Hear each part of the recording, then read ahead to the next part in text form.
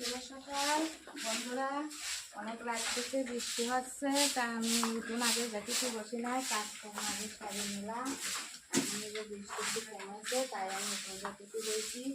প্রথম তো জ্যাকেট কষ্ট, বৃষ্টির জলে ভিজে ভিজে তাতে একটু একটু কত পাতা ওখানে এত পাতা মাথা দিয়ে জ্যাকেট নেবে না, জল দিতে রয়েছে। তাই আমি আস্তে আস্তে জ্যাকেটে বাসনগুলো মারলাম।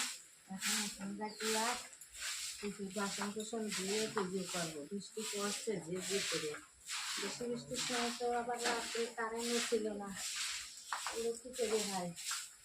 সকালবেলা উঠে দেখতেছি এত জলের পাতা মাথা ভর্তি হয়ে গেছে, তাই যে এগুলো আগে কিছু কিছু পুজো ঘুরাই দেবো। এখন তারপরে স্নান করবো, তারপরে পুজো অর্চনা করবো, তারপরে তো রান্না করবো। একটু দেরি হয়ে যাচ্ছে, পাতা করতে আবারও ম্যাচ আসছে, কখন কবে বৃষ্টি আবার বলা যায় না।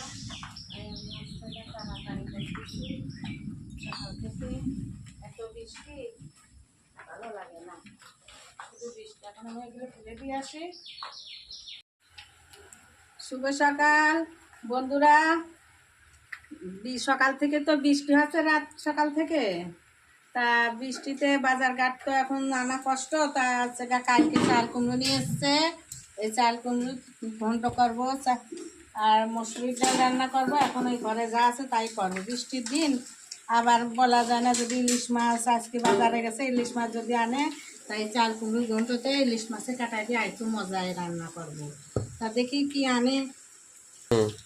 আমরা চাল কুমড়ো পারি না, তা ছেলেদের দিই চাল কুমড়োটা ফালানি। এ বাবু, এই চাল কুমড়োটা ফেলে দে তো, বাবু ফেলে দে। বাবু একটু ফেলে দিচ্ছে চাল কুমড়ো, এখন বাদ বাকিটা আমি ফেলে নিই, ছোট মানুষ তো। চাল কুমড়ো একটু বেশি বয়স হয়ে গেছে, বেশি একটু শক্ত শক্ত হয়ে গেছে, তবু এরকমই করতে হবে, অনেকটাই বড়।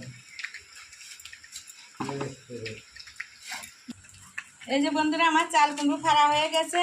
এর মধ্যে যে মেজদা আমার এই প্যাকেটটা দিয়ে গেল, তা প্যাকেটে কি আছে এখন ইলিশ মাছ কি আমি দেবো দেখি নাই, দেখি খুলে।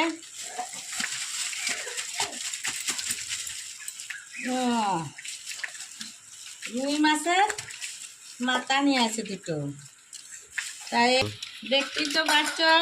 এই মাছের দুটো মুড়ো, এই মাছের মুড়ো দিয়ে আমি এখন এই ঘন্ট করবো। আর ছেলে তো মাছের মুড়ো দিয়ে ঘন্ট খায় না, তাই এই মাছের মুড়ো দিয়ে ঘন্ট। এই যে বন্ধুরা এই চাল কুমড়ো এইটুকু রেখে দিচ্ছি, এইটুক দিয়ে আমি ছেলের শাক ভেজে দেবো মুসুর ডালের সাথে। ছেলেও খাবে, আমরাও সবাই খাবো। শাক ভাজা খুব সুন্দর লাগে। শাক ভাজা এই যে আমরা এইভাবে পাতলা করে বেসন কিংবা আলো চালের গুঁড়ি দিয়ে, এই দেখো এই চাকগুলো আমরা এরকম বাজবো। বেসন মুড়োটা, এই যে মাছের মুড়ো আঁশ বটি দিয়ে ছাড়াইয়ে মুড়োটা আগে ধুয়ে নিয়ে আসি, তারপরে ওইগুলো কাটবো। অনেকটাই হয়েছে চাল কুমড়ো, বড় চাল কুমড়ো তো অনেকটাই হয়েছে। আমি কড়াই থেকে গেছে, এবার আমি এখন চাল ভাজবো। তেল দিলাম, একটু ছেড়ে দিই।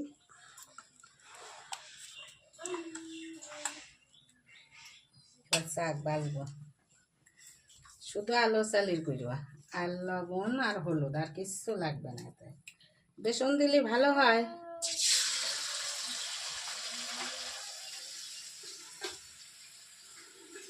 বেসন দিলে একটু খুশখুশি ভালো হয়, কিন্তু আলো চালেরটা ভালো মচমচি হবে।